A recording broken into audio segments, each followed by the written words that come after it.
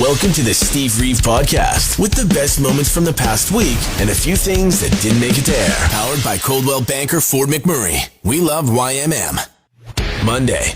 If you were there, you know, Flirting with Fire. The calendar launch party for the Fort McMurray Firefighters Charities Association 2023 calendar, which is actually a 14-month calendar. So it kicks off November of this year, and that would be my month. I got to see it finally at the event this weekend. What a wild time. Even having actual people wanting me to sign it alongside the real firefighters, the real heroes that are inside of it, the calendar that is, and it, all in support of 5 different local charities. It was amazing. It was such a good time. And people were just fired up right from the beginning. No pun intended on that one. Right from go. I knew that my job was going to be easy hosting the event because we had the firefighters and we were auctioning shirts off and people were feeling a little bit excited. Shall we say Randy time to be had. Great cause though. Tickets were, I think, almost sold out. It was a jam-packed house. So many memories. Some photos are coming out and, maybe the videos shouldn't be coming out because I don't know. You don't want to be caught by your boss this morning checking up on Face Business and seeing some firefighters taking their shirts off in steamy ways. But if you want to see those photos in said calendar, then grab yourself one. As soon as they are available for sale, we're going to let you know. I think they just have to flick through, count the stock that's left after the big event. There should be a lot because it's all, again, for a great cause. Thank you to everybody who's supported so far, and it was amazing to be a part of the experience for this year. A long time coming, half a year in the works, an idea that's been talked about for a couple of years now, finally came to fruition, and the calendar is glorious. I've noticed some other people made some complaints online in the same vein that my brain kind of works. There's too much eggnog available right now. There's just too much eggnog available. I realize. I think it comes out for Thanksgiving, and that might be even a tradition that some people have to have the eggnog. But it's just too early, all right? So I want to start a campaign, a rallying cry. Say no to the nog, at least for now. At least for now. But asterisk, disclaimer, added postscript, say no to the nog unless you want some. You know, in which case, go ahead. I'm not the boss of you. You can buy what you want. It would be weird of me to actually try to influence your spending habits and beverage preferences because of my projected wants, desires, or psychological hang-ups about the passage of time and the earlier and earlier we celebrate the holidays. Don't worry about what I'm saying or what anybody's saying. Hey, if the nog's available, reach it onto the shelf, grab it, enjoy it. I wouldn't recommend trying to keep it until the actual holiday season truly begins. So, you know, might as well dive into it if it's there, right? Funny that the Halloween stuff starts getting moved out of the aisles as early as this week. We were just talking about say no to the nog. Ryan jumping on to the conversation saying no nog till November. Asterisk, disclaimer, unless you want some, in which case you do whatever you want, right? But yeah, the Halloween stuff does start getting slid out of the way as early as this week, middle of October. But funny that the Halloween candy doesn't go on sale until November 1st. Curious. You want a conspiracy theory? I think they know what date we actually give the candy out, what day we actually celebrate Halloween, right? The big collective, scary, spooky they. I have managed to hold out on the Halloween candy so far, only because I know deep in my soul that I would just be replacing everything I ate so far the week of Halloween anyways. If your house has teenagers, you might need to stock up 3-4 times. It's unbelievable. But don't forget, it does get discounted November 1st. You're listening to the Steve Reeve Podcast from 100.5 Cruise FM. The Beatles in the news because of a brand new music video. Not the most common occurrence for them to be releasing new footage, but the animated video for Taxman is actually an announcement. They are going to be releasing the Beatles' expanded special edition reissue of Revolver from 1966 a little bit later on in October. And this is just to let you know that by October 28th, it's going to be on shelves or maybe on the way to you in the mail. Depends. So the pre-orders, of course, are always available for everything. Weezer as well in the news, responding with a stunt to a stunt that Billboard put up, to a billboard that was put up, rather.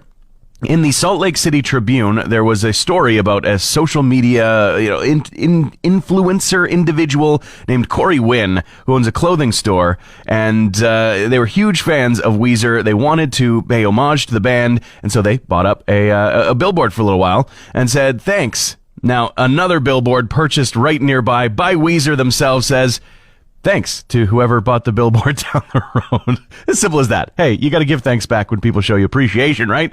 And speaking of, Matt Skiba, to milk this Blink-182 return to the original trilogy for all it's worth, is announcing that he is truly happy for the reunion with Tom DeLonge. Previously, Tom had said a huge thank you to keeping the band alive, metaphorically, while he was not able to be a part of it. But the return has heralded a whole new tour, new album, new single, and Matt Skiba says he is truly happy that the guys, as a band, are together again and are together again as a family. Ask Reddit a question that caught my eye and has been making me laugh through the weekend. It says, World, what pisses you off about Canada? And while admittedly a great number of the responses are Canadians sounding off about this, that, and the other thing, there are a lot of great answers from around the world. It's so good. I mean, one that's come up is our beady little eyes and our flapping heads so full of lies. I get it. Yeah, the South Park thing. It's been a while since that movie came out, all right? Another one that comes up quite a bit here, Toronto sports fans, and doesn't seem to matter which sport. There's no zeroing in on NHL, NBA, or whatever. They just say, no, Toronto sports fans, no thank you. You can keep them. You can keep them. There's some people complaining that our poutines make them fat. Some people are claiming that we're too far away from them. I mean, you can move. You can come a little closer. Some people saying that we've got the monopoly on the best maple syrup. Well, okay, kind of. We're a made-up country. We even have maple syrup heists to the tune of like several $1 million every once in a while. Also, they're upset that moose can swim. And speaking of our great Canadian shield, there's one in particular, one species that I think has unified everybody in the comment section of this subreddit, and that would be the Canada gooses, and the fact that they don't always stay in Canada, right? They do migrate down into the States, and they got to deal with them for a while. But you know what? You got a problem with Canada gooses, you got a problem with me, and I suggest that one marinate. Tuesday. Are we getting more raccoons in Alberta? No, I don't mean like the raccoons like...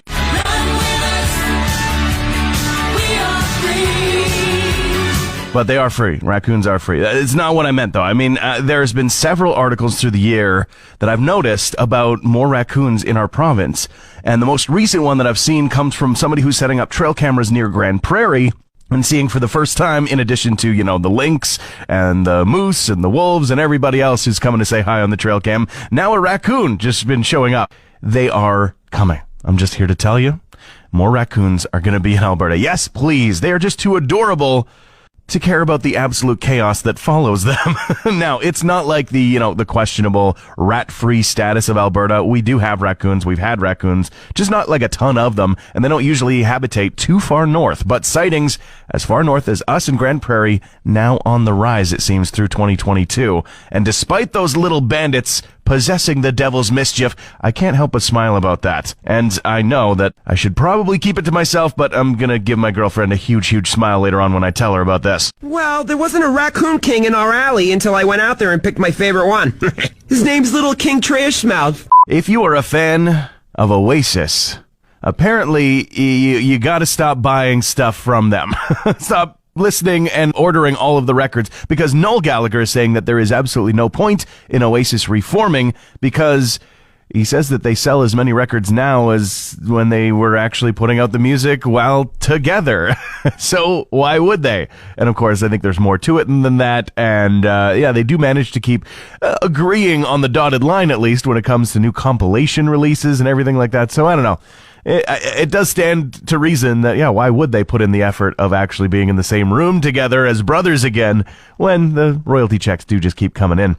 Now, speaking of buying things online, Mark Hoppus actually has gone on the internet to say, hey, I'm with you on the difficulty of the Blink-182 tickets. Now, defending the high prices, saying that this dynamic pricing situation, we saw Bruce Springsteen not that long ago dealing with huge ticket prices and people questioning why. Apparently, this dynamic thing is meant to deter scalpers, really. And that entire thing from happening, allowing more fans to be able to afford tickets in the long run. But he does say say that he tried to buy 2 tickets to 2 different shows on the Blink-182 tour, and Mark Hoppus was denied in both cases, with the carts crashing and the tickets being gone by the time he actually got things back together. So he does say, I'm with you on the frustration about trying to get tickets. What's my age again? The age where I have to decide between rent and going to see Blink-182 again. Wednesday. Do you have Phone-nesia? Phone-nesia, sometimes referred to as digital amnesia, but really, it only ever happens to me on my phone. But opening your phone to look at something, to find some information, to do a thing, only to completely forget as soon as you look at the screen, is the new walking into a room and forgetting what you were doing there. Just recently, very recently, my significant other gave the textbook example of this. Right out of the textbook. She was saying that she was starving in the evening and in need of ordering food. No way we were going to make something that night. Had to be ordered, but needed to be taken care of right now because there was desperation in her voice. She hushed me. Hush, hush, hush. Shush, shush, shush. Because it has to take place right now. Told me not even to move and for nothing more to be said or done until the order was placed. And as she unlocked her phone and lifted the screen into view, immediately drops it back into her lap and goes, "Oh my God, did I tell you about blank?" Immediately. I cannot describe to you how fast the Phone-nesia hit. Vivid example of what we're up against. Time for some music news headlines at 7:45 right now. And, well, no, we're not talking about the Blink-182 headlined When We Were Young Festival 2023. The version for this year has announced the actual lineup, the set times for the first weekend. Now, originally it was just going to be the one date on the 22nd. Now it's the 22nd and 23rd. And after a while at the Las Vegas Festival grounds, after selling out once again, they added a third date for the 29th. But, mostly the same acts across the 2 kind of separate weekends, kind of becoming like a Coachella thing, but all about the stuff that you used to listen to. And so the big Paramore headlined festival for this year has finally released the details for anybody going. You could actually plan out your visit to the different stages. Now, we'll have to wait another year before we actually see when Blink-182 is going to be on stage for When We Were Young 2023. Rod Stewart's in the news because of a very generous thing. He says that words couldn't describe what we were watching, talking about the newsreels about the devastation in Ukraine, which continues for months and months now. And he said that he couldn't do any more watching without doing as well, and has pledged to rent a home for a family of 7 Ukrainian refugees, joining the likes of a lot of other people with some money to mobilize to help out with the situation, even for just individuals. It still makes a difference. Hey Alexa, play the Steve Reeve podcast. Ever sold anything for an amount of money that shocked you? You know, like something that is just a little piece of whatever you don't need anymore, put it up for sale, all of a sudden, whoa, okay, actually some interest there. The original iPhone, back from 2007, could do like nothing compared to what it was able to do today. No app store back in the day. It had 16 pre-installed apps, and that was it. You use those, and then you actually used it as a phone occasionally, and that was the iPhone, right? And it cost, at the time, $599 American. Well, a pristine, still in the box, sealed first generation iPhone in perfect, of course, condition because it has never been opened. The inside air has never been mixed with the outside air. Sold on auction for almost $40,000 American. Unbelievable. So, as much as I doubt you have a pristine, never opened before iPhone that you've got available, if you do, that's a payday right there. And you know what? I actually have my original iPhone 3, the very first one that had the little terrible camera on it. I think eventually you could actually get the App Store on that one. It's not in great condition. I absolutely beat the tar out of it, but it is still available. I have it somewhere in my house, and I can dig it up. And you know what? Because it's not in perfect condition, flawless, pristine, mint, I can lower the price a little bit, all right? So I'll cut it in half, in fact. Feeling generous, we'll do that for just $20,000, okay? All right? First come, first served. I think it's a steal, as in I'm stealing your money because that's a nostalgia brick at this point. It doesn't even work anymore. Thursday. 6 out of 10 people habitually hitting the snooze button every morning. You might need to a little bit extra this morning if you've got the window open. And that makes me more lethargic for sure. Makes me more tired in the morning. But you know what? I am the person to hit the snooze button in the morning, but it way more now that it's dark all morning as well, right? When the alarm hits in the summer and the sun is already making things bright and warm, it's easy. It's so easy to get up and greet the day, but there are some intense solutions for when it's not so easy. The alarm clock that makes your coffee for you before singing the song of its people. I mean, that's just really more helpful than anything. It's like, hey, I'm going to get on your nerves. I'm going to do something you don't want, but there's coffee and it smells good. Some alarms have a piece that will like launch across the room and then the alarm stays loud until you reunite the two pieces, forcing you to get out of bed. There's all kinds of apps. There's apps that recognize that your phone is being jostled and shaken, and that's what's, getting you out of bed. It recognizes that you've taken the leap.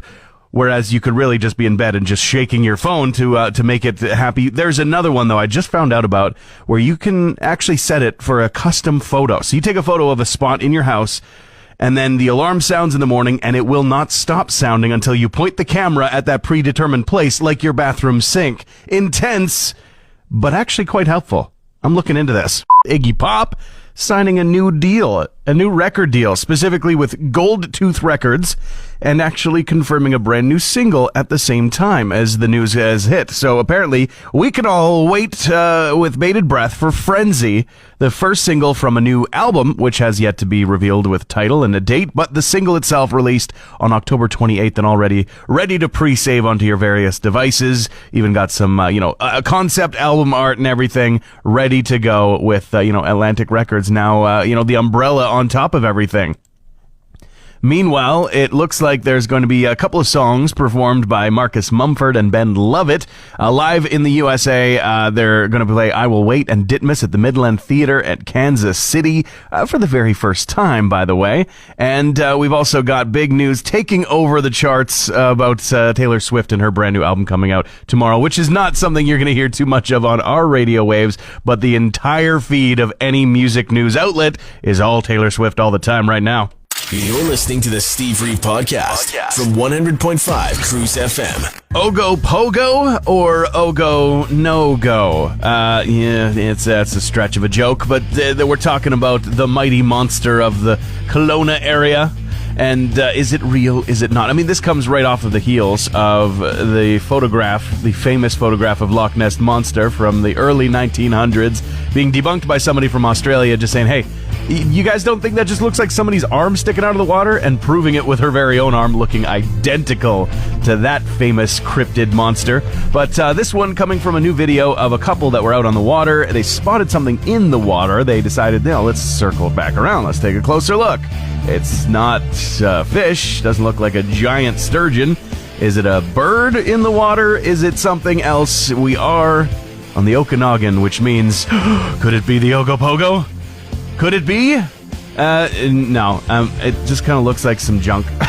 Like maybe some wood or a little bit of, old garbage that has come from the bottom of the lake itself. I have got my skeptic eyes on this one. Hey, I love it if a good photo is convincing. This just convinces me that somebody left some junk around and it needs to be taken care of. That's about it. Friday. The NHL reverse retro logos have been revealed. They're looking pretty good. Some people are surprised. I think some fans of certain franchises surprised at the picks that they made. I think that might be the case for the Oilers. They're bringing back some Todd McFarlane. The really industrial oil drop with all the cog and everything. Oh, looks so 90s, looks so cool. But I remember this being unveiled originally when I was growing up, and I remember some hating it simply because it was new and different. Happens all the time. But they still bought it. It was one of the most best-selling third jerseys in NHL history, which is kind of crazy. But now it's back, sort of. I mean, it's available. I don't think you're going to see the teams wearing them anytime soon, but still, nobody seems to remember that at one point it was new and they were afraid of it. Glad it's being seen in a proper light. It's actually pretty badass. Time for some music news headlines. We got two major ones to talk about. First one being new music featuring Gord Downie. The posthumously released Luster Parfait is a single that just arrived just yesterday, and it was composed by Bob Rock, featuring some lyrics as well as vocals from Gord Downie. And who's Bob Rock? Well, the name might sound familiar, but you've definitely heard some of the work that he is associated with. He is a legendary rock and roll producer, oftentimes associated with Metallica, and even beyond that, the Metallica Black album. And he was working with 10 years ago, the frontman of the Tragically Hip, to put this song together. This is the first song from a mythologized collaboration with Gord Downie, and there is more to come, but first, one single at a time. Here's a taste of what Luster Parfait sounds like by Gord Downie and Bob Rock.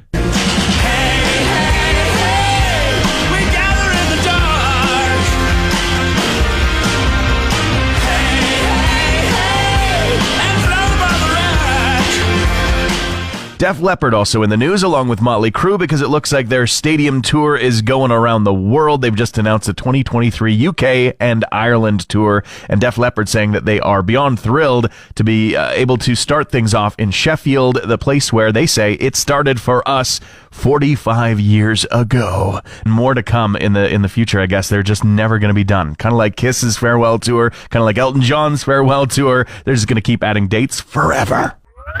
Thanks for listening to the Steve Reeve Podcast from 100.5 Cruise FM. Following up from yesteryear's series of galactic horrors, NASA's put out some new movie posters, like fake retro-style movie posters about real things that are terrifying out there in space. So previously they did spiders in the cosmic dark web, a gamma ray burst, which is actually probably the most scary thing that I can even think of, and even a dead galaxy. But now there's new photos. I mean, if you hadn't heard, there's a brand new telescope that's online for this year, and they've been able to study some crazy things. So now they've got a new trio, The Roasted Planet, all about exoplanet HD 8060. It's got a number, letter, long designation. But the point is, it's close to a star. In fact, very, very close to a star, in which case, it's like roasting. It's cooking. It's a planet that scares me. Dark energy as well, or Energia Oscura, is definitely a scary thing, but the scariest thing about it is that more than half of the energy in the known universe is made up of it, and we still have no idea what it is or how it works. That's kind of scary. And then finally, the Devoured by Gravity poster, all about a black hole. It's dinner time, and you're the meal. These are amazing. The artwork on these is just immaculate. And let me know. Go take a look. What is the scariest thing you could think of out there in the deep, dark recesses of space where no one can hear you scream unless they film it and put it in a movie? Joining me in studio to talk about a very big event that is coming 1 week from today on October 28th, talking about the Fort McMurray Chamber of Commerce Business Awards. Now I'm with Executive Director with the Chamber, Diana D'Souza. How are you doing today? I'm great. Thank you for having me, Steve. It's our pleasure. Yeah. And so I did not get to check out the celebration last year, but did hear about it after the fact. People really were wowed at what a show it is, and a celebration of not just our businesses, but the people behind those businesses in town. No, indeed. And actually, it's a very important point for me to make. It's not your typical boring award ceremony where you get one award versus the other. Right, yeah. We are awarding 16 categories, but it's entertainment. We have local entertainers. We've got a house band. This year, because it's on the Halloween weekend, it's a Roaring 20 team. Right, yeah, so you can actually dress up as a flapper or a gangster, whatever takes your fancy. or if you don't want to, you just come as you are. Pretty sure most people are probably going to just do the semi-formal part. But great food. Come have your fill. Yeah, that's great. To make it fun and to celebrate some of our different businesses and different categories, how much work goes into this? Actually, we've started this almost in January of this year. Yeah, I'm not surprised. Starting with the conceptualizing, seeking sponsors. So, I mean, I need to say a big shout out to all of our sponsors for all of the categories, plus our presenting sponsors, which are MMP, ATB, and Musselflet Law. We solicited sponsors, but then we start out with the nominations. We got 183 nominations. Yeah, wow. We go through a vetting process, and then the adjudication committee then selects the final. Yeah. Then you announce, and there's people's choice. So it is a long, detailed process. Yeah. And so people's choice, that, I mean, I'm not surprised if it has already, but that has closed now, right? That has been decided. Closed. Yeah. And actually, people's choice, they got over 2,000 entries. Yeah, that's really cool. So yeah, I'm seeing just details on the event here. You know, there's going to be drinks drinks, appetizers, all kinds of things, and of course the ability to mingle and meet some people you might not have. Absolutely. And we're going to have one of those cool 360 photo booths as well. Oh, So- that sounds really cool. Yeah, so make some memories. And yeah, it's so important to get people in the same room together. I mean, I know last few years this not has been as easy, but there's value in people metaphorically knocking their heads together, and ideas come from that, and stuff for the whole community to get excited about comes from and that. it's a great networking opportunity. And last year you saw it because people were so restricted with COVID. They were like, oh my God, we're so happy to be out. Yeah. So it's a great opportunity to come out with friends, see friends, celebrate business, but also be entertained. It's a great show, and we get to celebrate a lot of local artists. I am still, every single event, I'm still feeling that feeling like it's so nice to be out, nice to be with people. 1 week from today, the Halloween weekend, so dress up if you like. Thank you so much, Diana, for coming by. Thank you for having me, Steve. Transmission over. Want more Steve? New podcast episodes happen every Friday, or just tune into the Steve Reeve Show. Weekday mornings starting at 5:30 a.m. on 100.5 Cruise FM.